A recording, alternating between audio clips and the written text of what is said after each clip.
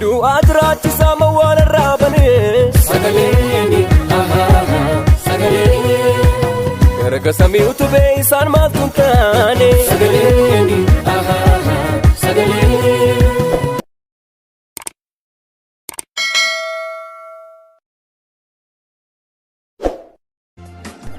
Yaada manaatii arraa hedduun gammade baay'ee tokko natti tole.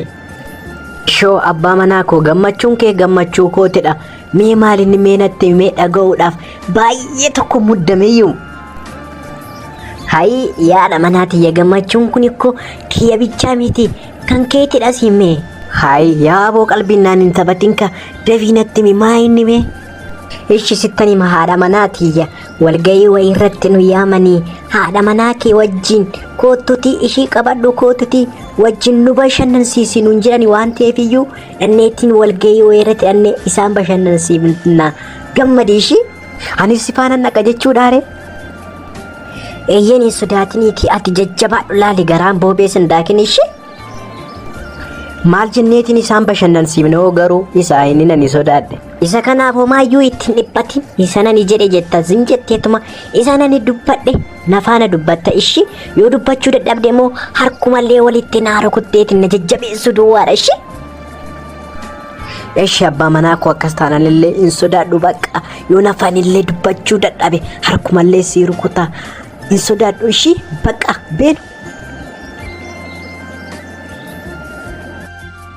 Yoyyaa harka fuunee kabajamtoota daawwattoota keenyaa bakka jirtan maratti turtii gaarii isin jennaa qophiin keenya akkuma itti fufetti jira. Arrammoo keessummaa addaa tokko qabannee isiniif dhufne innis artistii beekamaa fi jaallatamaa Tiicher Kiyyaa fi haati manaa isaa nu bohaarsuudhaaf gara waltajjiitti ol ba'aniif hamleedha simadha. Nufadha galatoma taa ufkala lonkuma ura. Sodaatiin bakka ni jalqabna amma. Ishi sodaadhu jalqabe.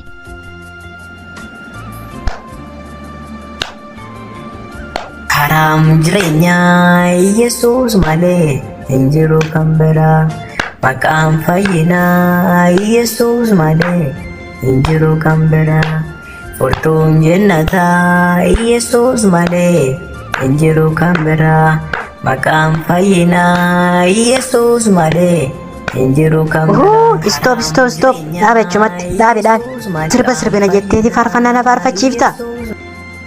Hayyee maal jetta obboleettii tiyya ni maraatte moo akkamittiin uumaa dhiisii uumama faarsinaan jetta. Ani yoomillee yoo ta'e uumaa malee uumama hin faarsu ishee.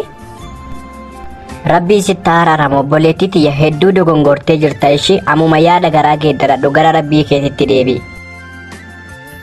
Dhuguma balleesseera. Yaa Rabbi ifama naa godhe. Baay'een dogon.